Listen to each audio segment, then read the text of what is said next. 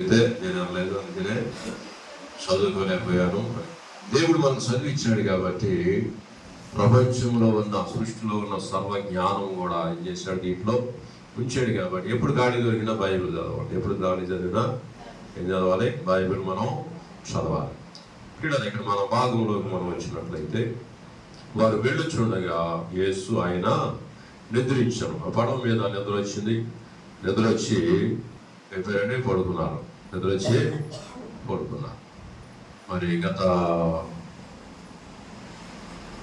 నిన్నగారు మనం కూడా అంటే ఒక మీటింగ్కి వెళ్ళడం జరిగింది. పుట్టినరోజుకి ప్రేయర్కి వెళ్ళాం. రాత్రి ఇంటికి వచ్చేపాటికి 3:30 అయింది. ఎంతంటే దారిలో నిద్ర వస్తుంది, దారిలోనే నిద్ర వస్తూ ఉంది. అయినా సరే తమాయించుకొని మరి 3:30కి రావడం జరిగింది. ఒకసారి బాబు మేము గుంటూరు అవతల వెళ్ళాం. సెమీ క్రిస్మస్కి వెళ్తే ఇంటికి వచ్చేపాటికి 2 అయింది. ఇంటికి వచ్చేపాటికి 2 అయింది. అయినప్పుడు దేవుని కొరకు మనం ప్రయాస పడాలి. దేవుని కొరకు ప్రయాసపడినప్పుడు దేవుడు మనకు సహాయము చేస్తాడు. ఇక్కడ యేసు ప్రభు ఆయనకు అలసిపోయి నిద్రిస్తున్నారు. నిద్రించను, ఆయన నిద్రించను, నిద్రపోయారు. అందులో ఏమొచ్చిందంటే, గాలి వాన సరస్సు మీద వచ్చి దోణి నీళ్లతో నిండినందున వారు అపాయకరమైన స్థితిలో ఉండిరి. వాళ్ళు క్షేమముగా ఉన్నారా, అపాయంలో ఉన్నారా? మరి యేసు ప్రభు కూడా అక్కడే ఉన్నాడు. యేసు ప్రభు కూడా అపాయంలో ఉన్నాడా, క్షేమంగా ఉన్నాడా? అపాయంలో ఉండాలి. ఇంటికాడ ఉన్నప్పుడు గాలి దుమ్ము వస్తే, గాలి వాన వస్తే పర్వాలా. వీళ్ళు ఎక్కడ ఉన్నారు? వీళ్ళు సరస్సు సరస్సు అంటే చెరువు కన్నా పెద్దది, నది అంటే సరస్సు కన్నా పెద్దది నది. కాబట్టి అలాంటి సరస్సులో ప్రయాణం చేస్తూ ఉన్నప్పుడు మరి గాలి వాన వచ్చి దూరంతా కూడా నీళ్లతో నిండిపోయి మునిగిపోయే పరిస్థితి, అపాయకరమైన స్థితిలో మనం ఉండాలి. మన పరిస్థితి మనం జ్ఞాపకం చేసుకున్నట్లయితే, చిన్న వాన వచ్చినా ఏం చేస్తాం? అయ్యారండి పెద్ద వాన వచ్చిందంటే, అందుకనే చిన్న వాన వచ్చిన ఏం చెప్తాం? పెద్ద వాన వచ్చింది.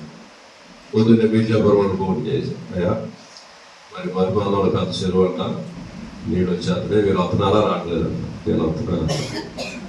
వర్షంలోనే అలాగే రెడీ అవ్వాలా. ఆ ఇంటికి ప్రార్థన చేసి వచ్చి, ఎందుకని వాళ్ళు నేర్చుకోవాలి. మరి ఏం చేయాలి? నేర్చుకోవాలి. సండే స్కూల్లో చూస్తూ ఉన్నారు. సండే స్కూల్లో కూడా కొంచెం సమయం ఉన్నాం. మరి ఎక్కడి నుంచి మీర్జాపురం వెళ్ళి 10 కిలోమీటర్లు, బాగా 8 కిలోమీటర్లు టీచర్ తినోడదే పెరిగేట్ నుంచి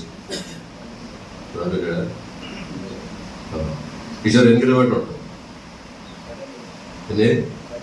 10 కిలోమీటర్లు వెళ్ళి 10 కిలోమీటర్లు వర్షంలోనే వెళ్ళొచ్చాం. కానీ వాళ్ళ ఇంట్లో నుంచి బయటికి చూసారా రా. అదేమంటే చాలా దోషమండి. ఎందుకు ఫోన్ చేశారంటే మీరు కూడా ఆగిపోండి. మీరు కూడా వర్షం వస్తుంది, చెరువులో నీళ్ళు వస్తున్నాయి కాబట్టి మీరు కూడా ఆగిపోండి, మేము కూడా కష్టం తీసుకుంటాం. అయినా సరే దేవుని పనిలో ఎంత వర్షం వచ్చినా దేవుడు మన త్యాగాన్ని చూడాలి, మన ఆశను చూడాలి. అప్పుడు మనం దేవుడు ఏం చేస్తాడు? దీవించి ఆశీర్వదిస్తాడు. కాబట్టి గాలి వాన వచ్చినా సరే యేసు ప్రభువు ఆయన నిద్రపోతూ ఉన్నారు. శిష్యులు వెళతా ఉన్నారు. శిష్యులు ఏం చేస్తున్నారు? అపాయకరమైన స్థితిలో ఉన్నారు. వారు ఎలాంటి స్థితిలో ఉన్నారండి?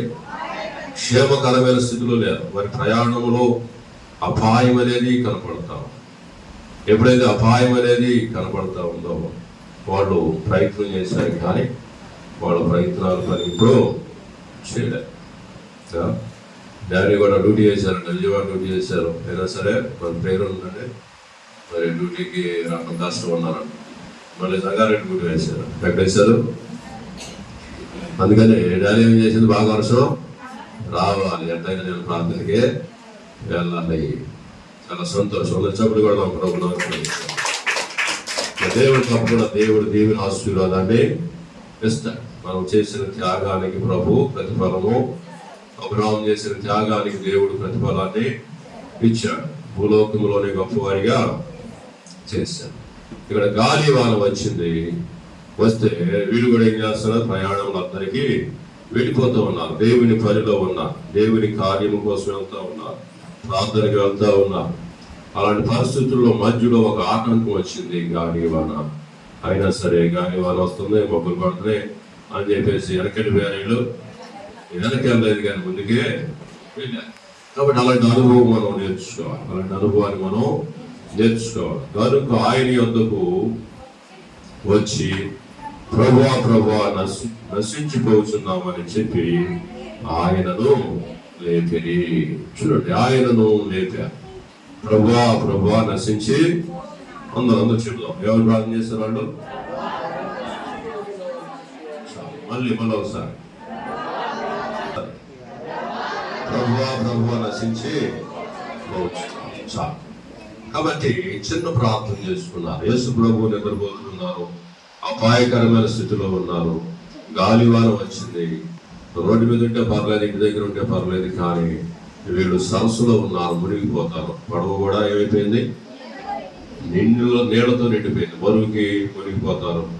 అలాంటి పరిస్థితుల్లో వెంటనే వాళ్ళకు ఒక ఆలోచన వచ్చింది, ఏంటంటే ప్రార్థన చేద్దాం, యేసు ప్రభువుకి చెబుదాం మన సమస్య.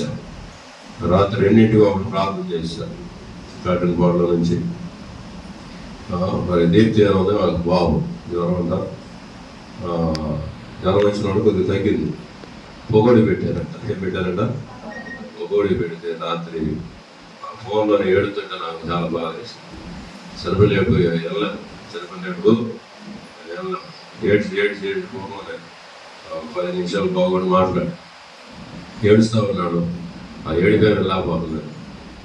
సరే ఏంటి ఏ రోజు వచ్చింది, ఏంటన్నారు ఏంటంటే పొగడి పెట్టే ఉంటారు. పొగడి ఎవరైనా పెడతారా? పొగడి సరే దర్శనం చేసినా చూపిద్దామని చెప్పి వాళ్ళలో ఒక ఆరోగ్య డాక్టర్ ఉన్నాడు, వాడికి అడిగితే ఒక ఆయన ఉన్నారన్నారు. సరే చూడు ఒకసారి చూపి, గ్యాస్ వల్ల ఏమైనా ఉందేమో అని చెప్పి చెప్తే సరే తీసుకెళ్ళారంట. మరి దేవుడి దయ వల్ల మరి చిన్న ఇంజక్షన్ చేశారు. 10 నిమిషాల్లో తగ్గిపోయింది. మళ్ళీ ఫోన్ చేశారు, నేను వద్దాం అనుకున్నాం, ఎదుగుతానేమని చెప్పేసి ఫోన్ చేశాను. మరి దేవుడి దయ వల్ల తగ్గింది. అన్న చెప్పుడు కూడా ప్రాబ్లం. కాబట్టి మన గురించి ఏ సమస్య అయినా మనం ప్రభువుతో చెప్పాలి. ఎవరితో చెప్పాలి? ప్రభువుతో చెప్పాలి. చిన్న ప్రార్థనే, ప్రభువా నశించిపోతున్నామని చెప్పి ఆయనను లేపిరి. ఆయనను వాళ్ళ నాన్నగారు కూడా హార్ట్ ప్రాబ్లం వచ్చింది.